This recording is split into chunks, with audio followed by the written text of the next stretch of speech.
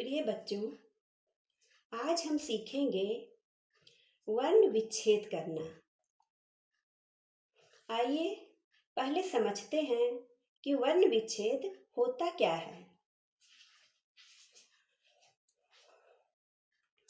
किसी भी शब्द में आए सभी वर्णों एवं मात्राओं को उसके मूल रूप में अलग अलग करके लिख देना ही वर्ण विच्छेद कहलाता है।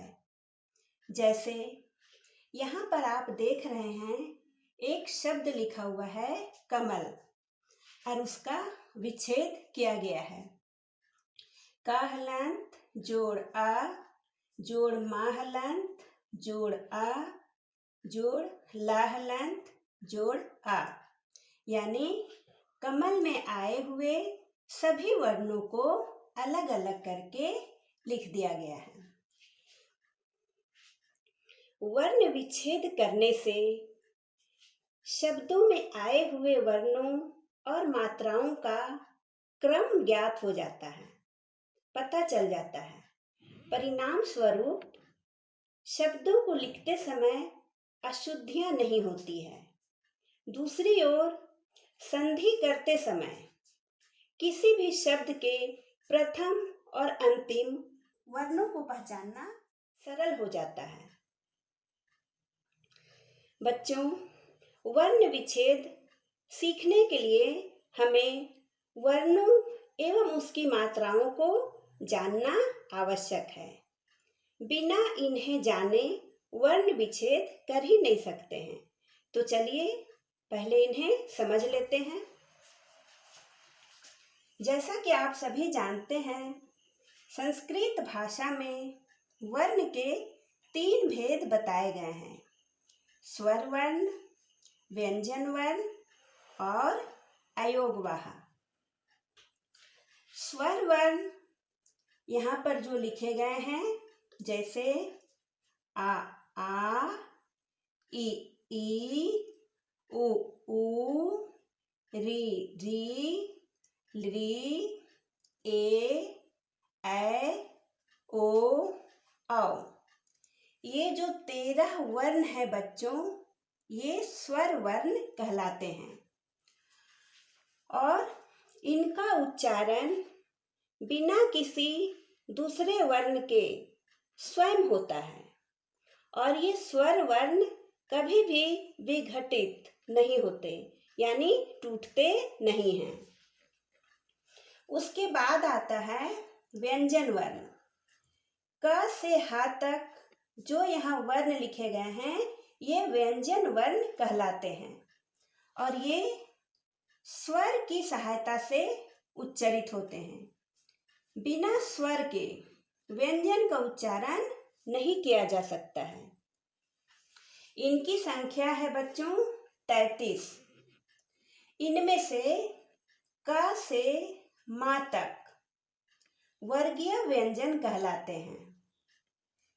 इन्हें स्पर्श व्यंजन भी कहा जाता है और या, रा, ला और वा, ये 4 वर्ण जो हैं, इन्हें अंतस्थ वर्ण कहते हैं।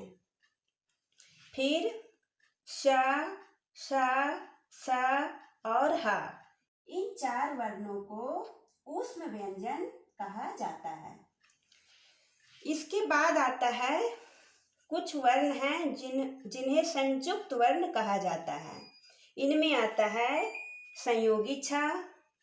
ये बच्चों कुछ वर्णों को मिलाकर बनाया जाता है। इसमें 2 से अधिक वर्ण होते हैं।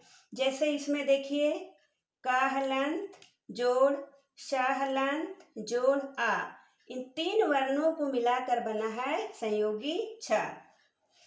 फिर है त्र, त हलंत जोड़ रा हलंत जोड़ आ, इन तीनों वर्णों से मिलकर बना है त्र।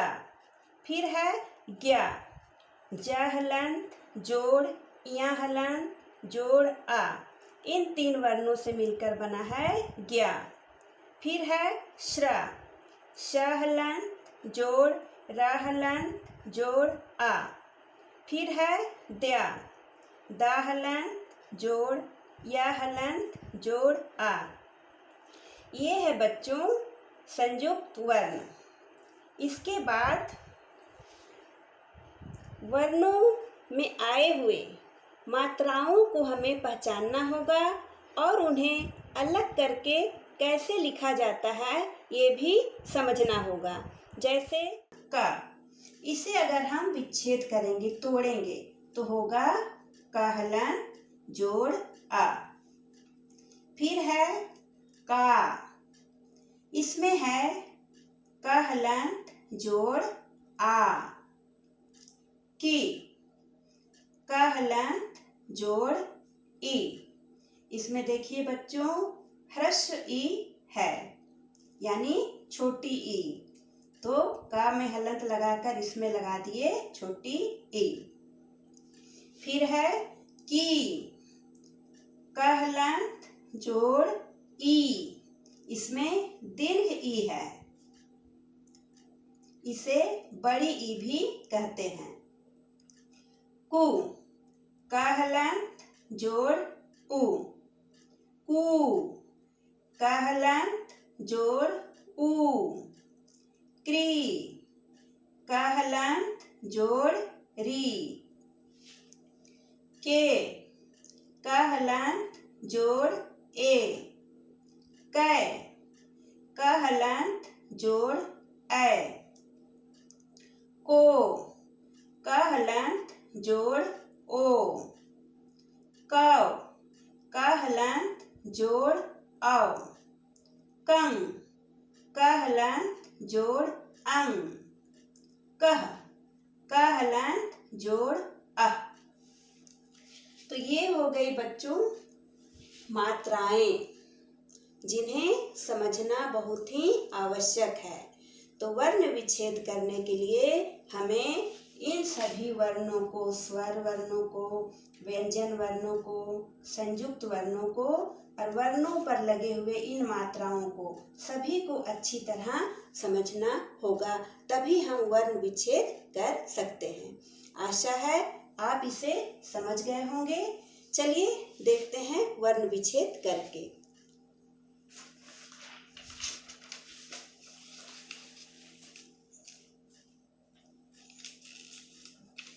यहाँ पर देखिए बच्चों कुछ वर्ण है, चलिए उनका हम विच्छेद करते हैं।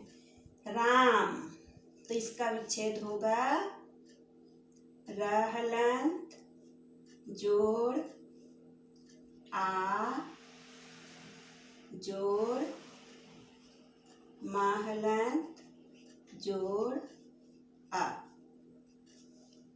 फिर है विद्या, व हलंत जोड़ ए जोड़ द हलंत जोड़ या हलंत जोड़ आ। एक चीज याद रखेंगे बच्चों कि पहले व्यंजन लिखा जाता है और उसके बाद उसकी मात्रा लिखी जाती है। जैसे यहाँ व में छोटी ई की मात्रा है, तो आप ये ना समझ लें कि पहले छोटी ई लिखें, नहीं, पहले व लिखेंगे उसके बाद छोटी ई की मात्रा देंगे। मुनि, मा हलंत उ ना हलंत ई। फलम, फ हलंत आ ल हलंत आ मा हलंत। इसके बाद बच्चों आ नहीं लिखेंगे क्योंकि यहाँ पर मा हलंत है। मा हलंत यानी कि वह वर्ण आधा है, अपूर्ण है, उसमें स्वर नहीं है। फिर है श्रीमान, तो श्रीमान को देखिए श हलंत र हलंत ई मा हलंत आ न हलंत। फिर है छात्रा, छ हलंत, आ त हलंत, र हलंत, आ। यज्ञ, य हलंत, आ य हलंत, य हलंत, आ। शुद्ध। यहाँ पर बच्चों अधिकतर लोग पहचानने में भूल करते हैं। यहाँ द और धा दो वर्ण संयुक्त है। लोग इसे समझते हैं कि यहाँ पर दा पूरा है और धा आधा है, लेकिन बच्चों ऐसी बात नहीं है। बोलते हैं जब हम शुद्ध, तो सुनिए उच्चारण में हम पहले क्या बोल रहे हैं, शुद्ध। हम दा को तुरंत बोल रहे हैं और धा में टिक रहे हैं, धा को बाद में बोल रहे हैं, है ना। तो दा यहाँ पर आधा है और धा पूरा है। श हलंत, ऊ, द हलंत, ध हलंत, आ। शुद्ध। उसके बाद है चिन्ह, च हलंत, ई, ह हलंत, न हलंत, आ। यहाँ भी बच्चों आप ध्यान देंगे, ये है चिन्ह। यहाँ भी बहुत लोग इसे इस तरह से लिखते हैं, चिन्ह इस तरह से लिखते हैं, लेकिन बच्चों ये गलत है। पहले यहाँ पर देखिए ना जो है वो पूरा है और हा आधा है। तो जब हम चिन्ह बोलते हैं तो चिन्ह नहीं कहते हैं, कहते हैं चिन्ह, यानी पहले हा बोलते हैं और फिर ना बोलते हैं।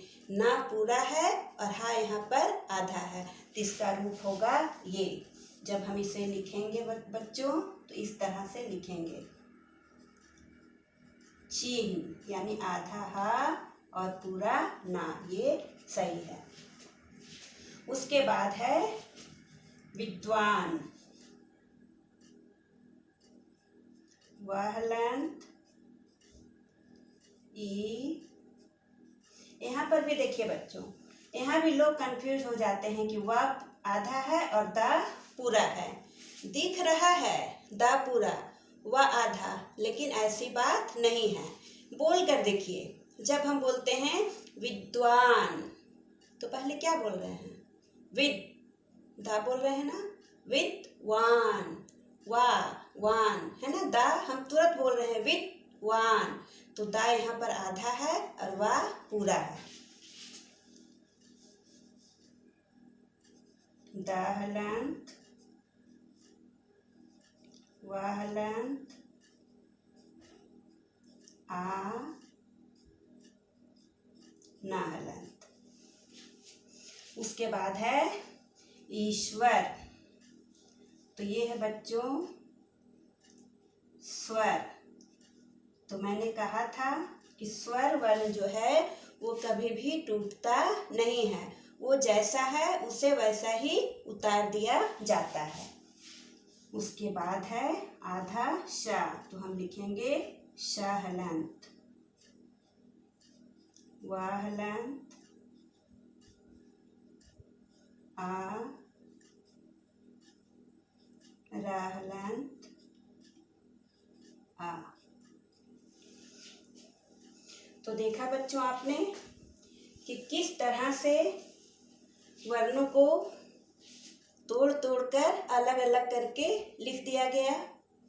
आशा है यहाँ तक आप अच्छी तरह समझ गए होंगे। अगले वीडियो में हम कुछ और कठिन शब्दों तथा वैसे वर्णों को देखेंगे जिनके ऊपर अनुस्वार लगे हुए होते हैं, उनका वर्ण विच्छेद करना हम सीखेंगे। साथ ही यह भी सीखेंगे कि अलग अलग वर्णों के ऊपर लगे हुए अनुस्वार किस वर्ण के सूचक हैं। धन्यवाद।